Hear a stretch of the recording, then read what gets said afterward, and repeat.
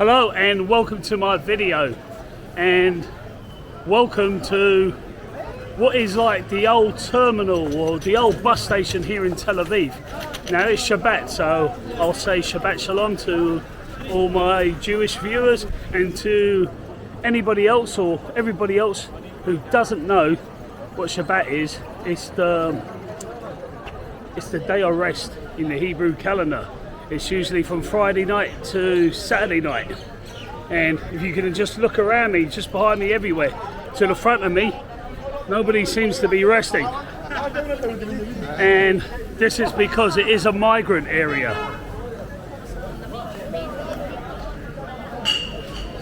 And traditionally everything is shut down. But I'm on my way to what is probably the holiest city in the world. And I'll tell you the reason why I'm calling it the holiest city in the world if we did an average of the population and what they would say. I know other faiths would say other places are more holy. Okay, so because the buses ain't supposed to be running, there is still a way to get there by public transportation. And if you'd like to know how I'm going to do it, then stick around.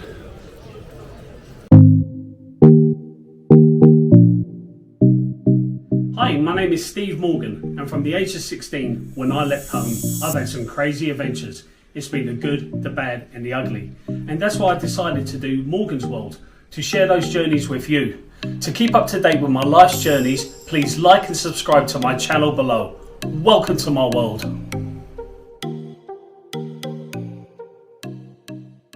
Right now, I am where you would call the old bus station.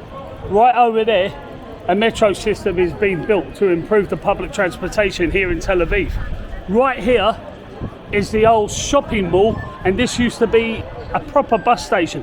There is still buses running from there, but at a reduced schedule. You can see how worn out and run down it is.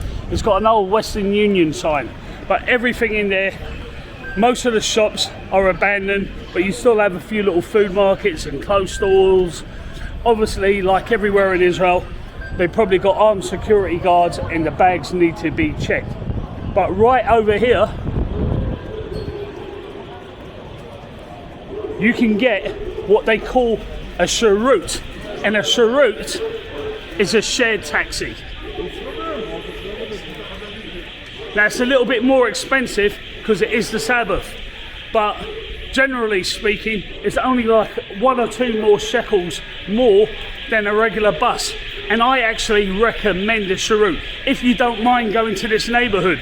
A lot of people, if you're a first timer in Israel, you might be put off because it is very, very run down. But I've been here many times and I mostly feel safe. Okay, it could be a little bit more dodgy at night, but you just gotta look after your possessions and what have you. But yeah, I prefer a cheroot because a cheroot will get you to your destination quicker. Alright, so let's find out where the cheroot is I need. And if you're kind of wondering what I have classed as the holiest city in the world, I'm going to say it's Jerusalem. And here's why. I'm just going as a percentage of the population of the earth. And at the moment, there's slightly more Christians than there are Muslims. Now I know it'll probably change in the future, but for right now, there's slightly more Christians, and the holiest city in Christianity is Jerusalem. It's also the holiest city in the world for Jews. And it's the 3rd holiest city in the world for Muslims after Mecca and Medina. So when you add in all those factors, I'm saying Jerusalem is the holiest city in the world. Buddy, how are you, mate? I got no shekel. Sorry, buddy. Sorry. So it is a very run-down area, and I have done a video on this before. And to be honest, I don't even think my video did this place justice on how run down it is. I was in a rush doing the video, but I can't even tell you the squalor that some of the people live in. And I guess in some ways, like the inventiveness you know, or how they like just find these abandoned buildings to live in and try and make the best of what they can. But you know, it is what it is. Shalom, buddy. My name is Ma. Hey, which one's Jerusalem? Jerusalem? You wanna go to Jerusalem? Ken. By special taxi? Yeah, no, Sharut. Ah, Shurut. I think this one. Ta-da. Here's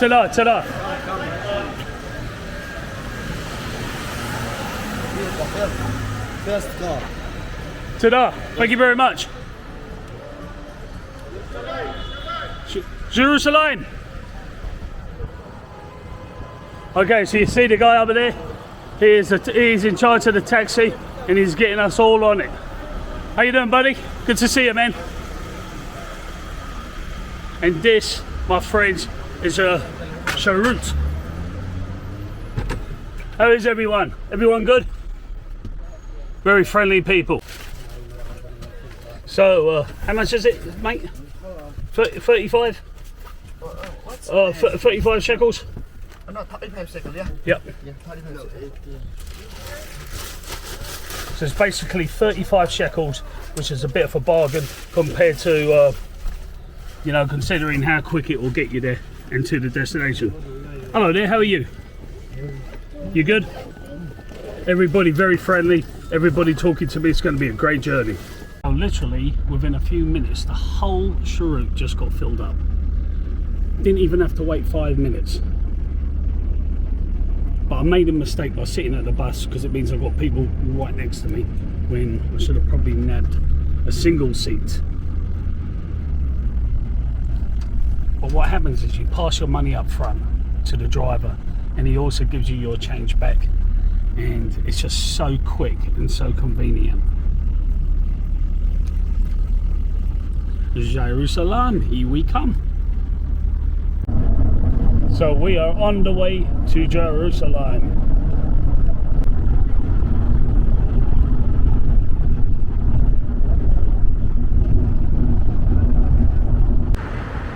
So I have made it to Jerusalem, or Jerusalem.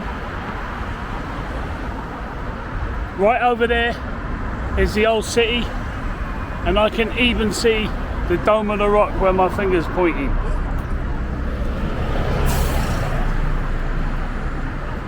There's definitely a drop in temperature, and that is because Jerusalem is a hilly city, so it's a lot more chilly than it is Tel Aviv, or where I was recently in Haifa.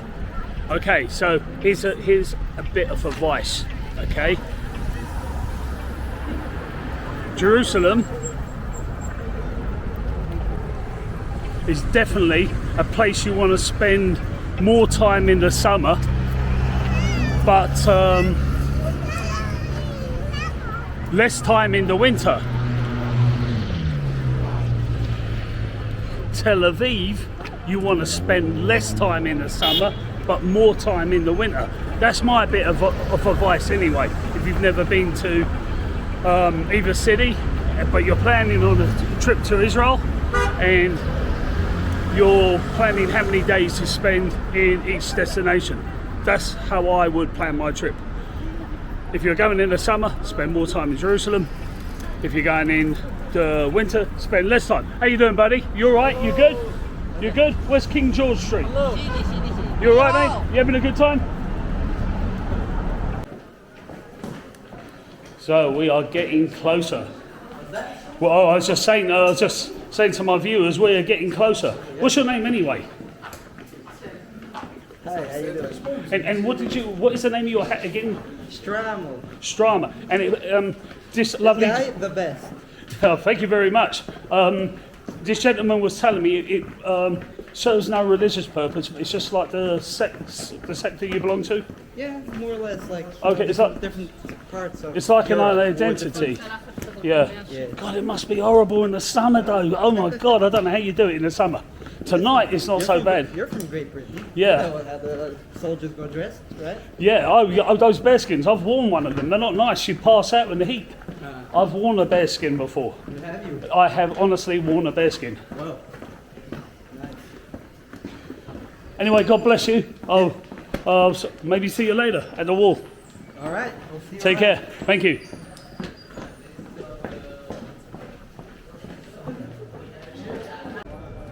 Well, I have made it to what they call the kotel. It's the, this would have been the second temple. I think the first temple was destroyed by the Babylonians, and it was rebuilt by King Herod, I think in the year 06. This is the same King Herod that would have been in the Christian Bible that had all the infants killed in Bethlehem.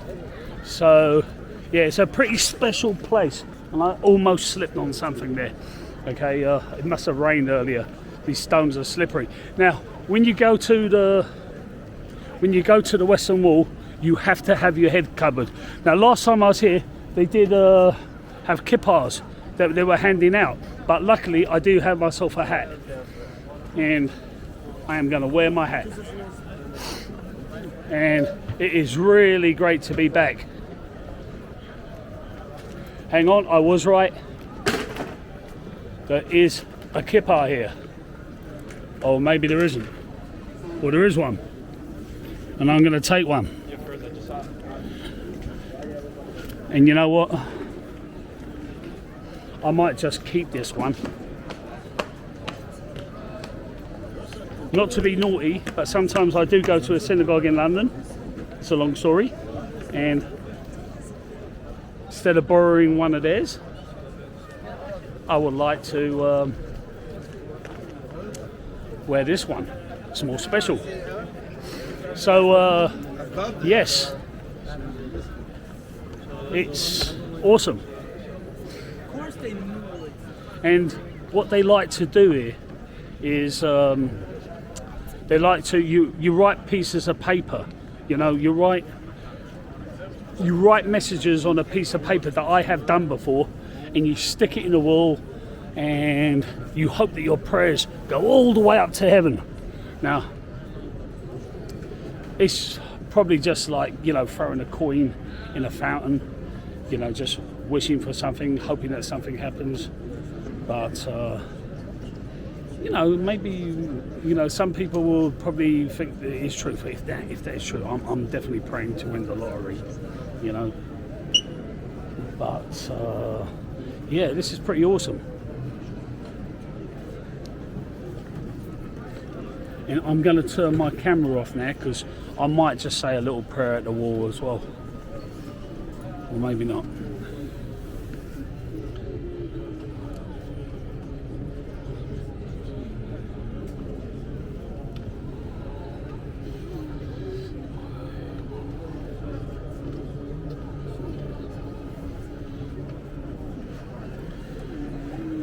Okay, now I said my prayer and I'm walking backwards, and the reason being,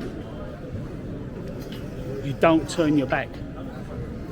You don't turn your back on the temple.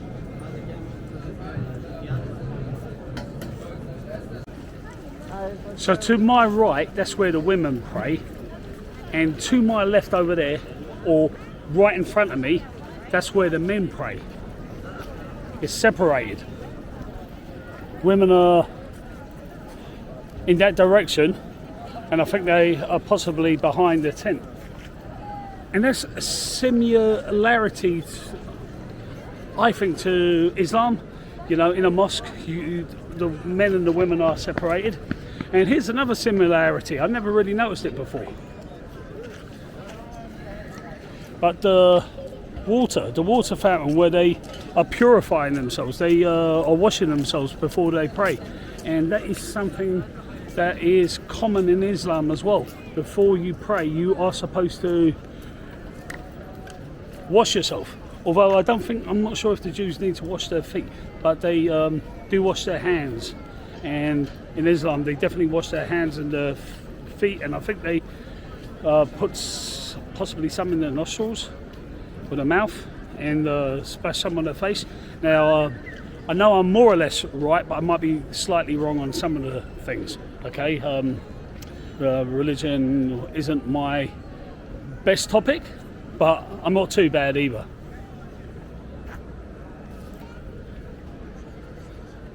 So it's pretty bloody awesome. Whoops, I don't know if I should have said that word. I do apologise. Okay, and I cannot see the Dome of the Rock, but hopefully, fingers crossed, we will go to the Dome of the Rock tomorrow. Okay, the Dome of the Rock is the holiest place in Judaism. There is nowhere holier than the Dome of the Rock. And in case you don't know, this is why there is these problems today in Israel, in Jerusalem. They're fighting all over it. The Dome of the Rock is where they say Adam was first created.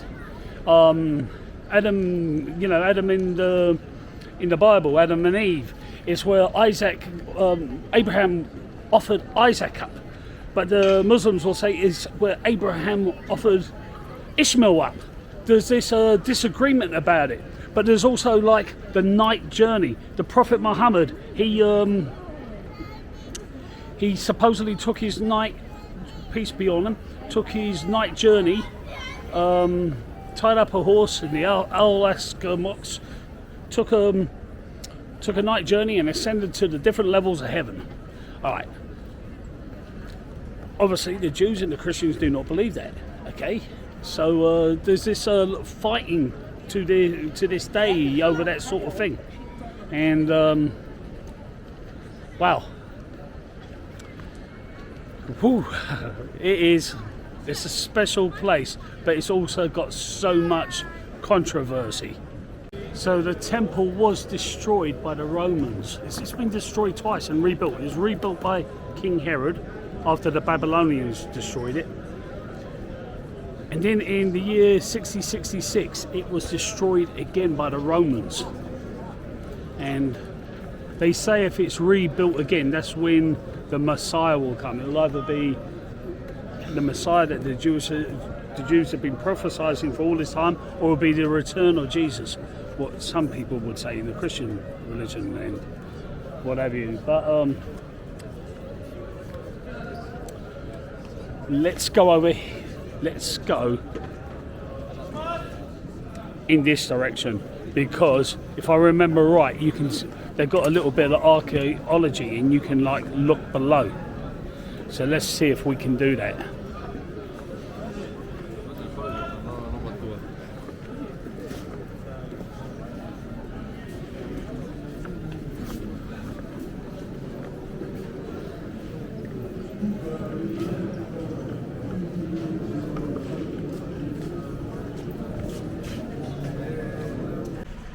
So as I leave the hotel, I must point out, okay, that where the Dome of the Rock is, it would have been where the Holy of the Holies was, and that was the Ark of the Covenant. And to, I guess, the majority of viewers, they wouldn't even know perhaps what the Ark of the Covenant is, but they've seen the movie, The Raiders of the Lost Ark, and there is some kind of truth to that. The Ark of the Covenant it's where the 10 Commandments were kept, or at least one slab of the 10 Commandments was kept. I know that Moses did break one when he came down from the mountain. He was so angry that they were dancing in front of a bull. But that's where it was the Holy of the Holiest. There was like a sheet or a curtain that was put around the Ark, and the only people that could enter it were the high priests that had no sin. And supposedly anyone else that did enter it died. They just died. So when you watch the movie Raiders of the Lost Ark and you see the Nazis and they're staring at that Ark and all kinds of bad things happen to them, it's been a long time since I watched that movie. Well, it's based on biblical stories, or biblical, I'm not going to say it's true, or I'm not going to say it's untrue, but that's what it's based on. But it's really, really interesting.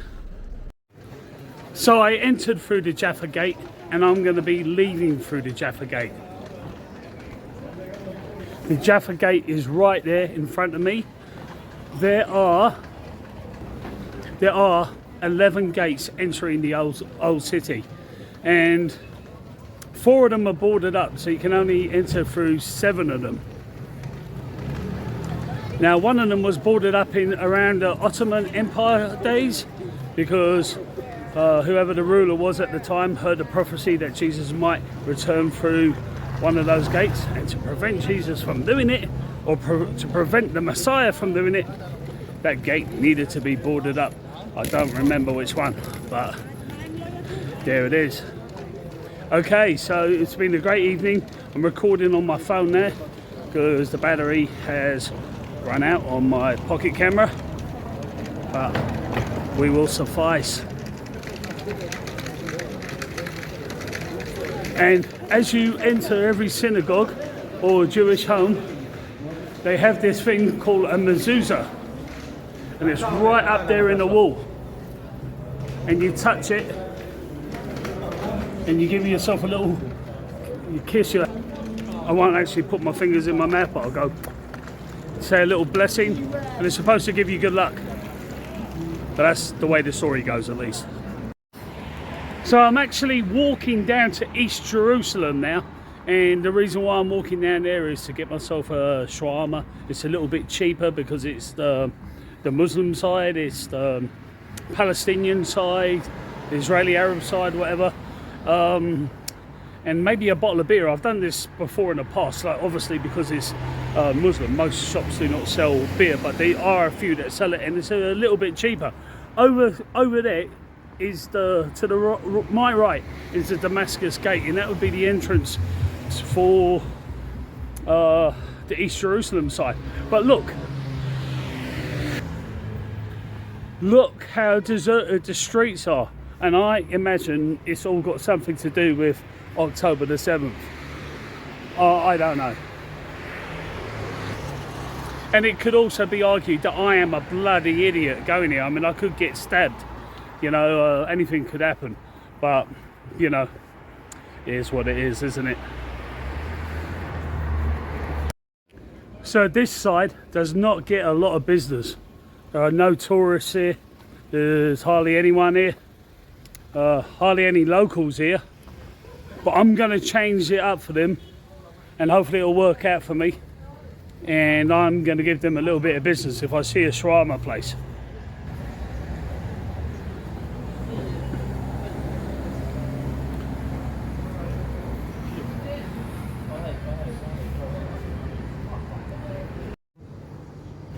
Okay, somebody did say there is a shawarma place here, and he said it's good.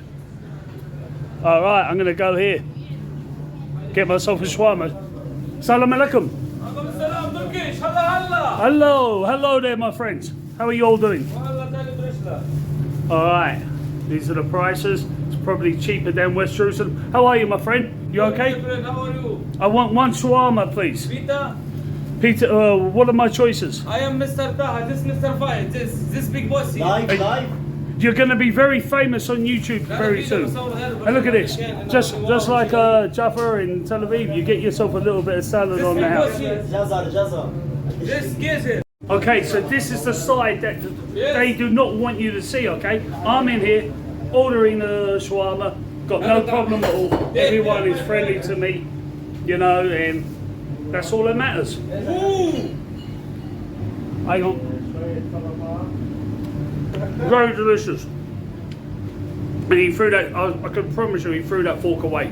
Thank you. Welcome, wife. Okay, these guys are treating me really well. They've given me chips, the drink. It's a lot cheaper than it is on the other side. I'm probably the first tourist they've seen in months. Definitely the first one from the UK. Morgan's World. Say in Arabic. Allah and Morgan's World. No, say subscribe to Morgan's World. In Arabic. Yes. شباب كلكم سووا اشتراك ولايكات والله ومورغانز وورد. Okay. الله ومورغانز وورد. I agree with that. Okay, all right. Yeah. God bless you all. See you soon. I gotta tell you, that shawarma is absolutely delicious. I did not get myself a beer. I haven't got one yet, at least. But I'll go back to West Jerusalem, where I'm staying, and I will buy myself a beer, probably a few beers. And I'm happy to say everybody there treated me well. Now, I don't know what they were saying when they were saying Allah something. So if it's anything offensive, I do apologise. I can't be held responsible for what other people say. I don't even speak the bloody language. I'm just trying to be nice, you know. It's Morgan's world, isn't it? You know, so I love all, as long as you haven't, as long as you don't commit acts of terror or anything like that, you're all God's children to me. Whoa! Bloody hell. Am I getting sentimental? Well, it's a trip to Jerusalem, isn't it? So yesterday was absolutely awesome. Everyone I met, Christian, Jews, Arabs, all such lovely, wonderful people. And if you agree, give it a thumbs up. Even if you don't agree, give it a thumbs up anyway. Okay, so here's the deal. I post a video every single Saturday. And lately I've been so busy, I've been posting one midweek as well. Like usually around Tuesday. And I don't see that ending anytime soon, but definitely one every Saturday. And if you'd like to see more, you know what to do. Hit the subscribe button.